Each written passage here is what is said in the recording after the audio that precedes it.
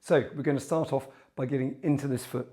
I've got a little roller here. You can use a golf ball, you can use anything, a little knobbly ball, something just to get in through to this foot, okay? We're working all around those little areas. You can go looking for them. You know what you're doing. As soon as you hit one of them, you'll feel it and you can just kind of work it loose through in there, okay? So once you've done a little bit of time on that, we're going to bring the leg up, and this is where you do your own physio work, remember. You're going to find little points in that calf, okay? So there's the bone. You're going to come a little bit behind, put fingers in, okay? Do a little bit of massage all the way through. If you feel points that are tough, okay, find one and then get the foot moving so that when you move the foot, it gets the tissue underneath mobilizing, okay?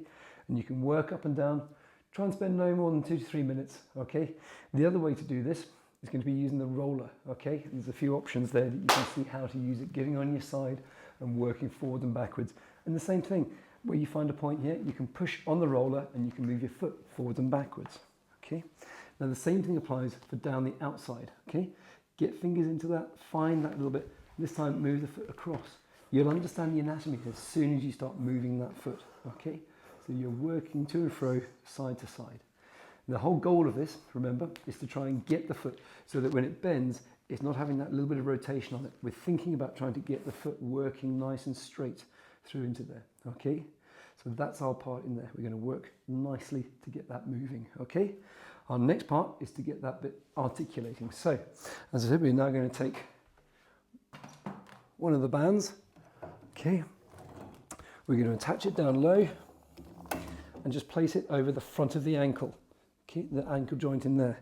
So now, when I bend, when I push the knee forwards, I can see, looking down, where the knee lines up over the foot. And we're going to try and get that to move straight over the middle of the foot, okay? Working that, maybe pushing the knee a little bit out. We can do it in this position. We can also use the foot up against the wall. That becomes a really good option. So you lock the heel down, toes are up. You do need to have a shoe on, but you can just work that away and get that moving through there, pushing the knee forwards and to the outside.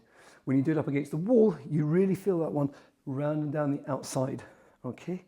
So we're just doing a few of those to get that moving in there, okay? The next part is the big toe.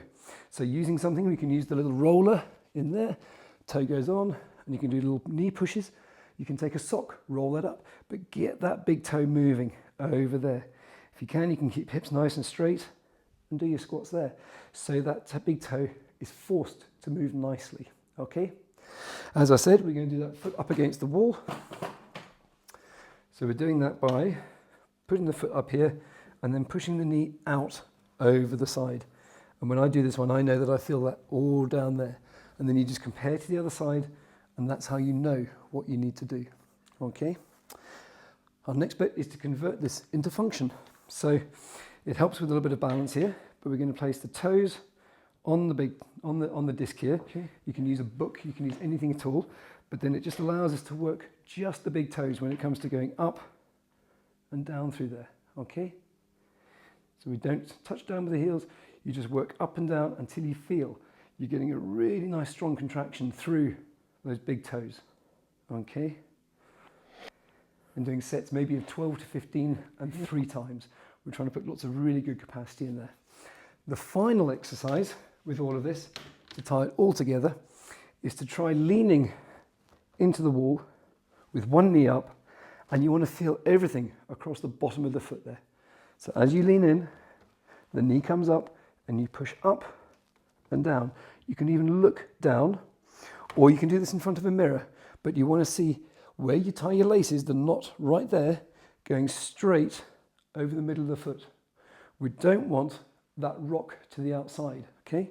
You want to drive right over the top of the foot. So you can do it leaning against the wall. You can do it simply again in front of the mirror. You can do both at the same time, working up through there. Don't allow that motion to occur, okay? And then the final part is being aware of your posture. So when standing, we're not allowing the feet to be put to the side. It's amazing how quickly that can become habitual, okay? So just being aware that if you're not standing nicely on both feet, or you have the tendency to always go to one side, this hip can then get really tight, okay?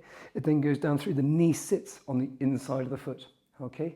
If you catch yourself doing that and you know your hip's tight, the one exercise that works for that is with the feet apart, dropping side to side, and just rocking over side to side there. Okay, and you can get a little bit of extra stretch in there for a push down and hold. Okay, so have fun with those exercises, be aware of your posture, and do the other ones to try and convert it into your walking so you can feel what you're doing. Big toe is your friend, don't rock to the outside. Good luck with that.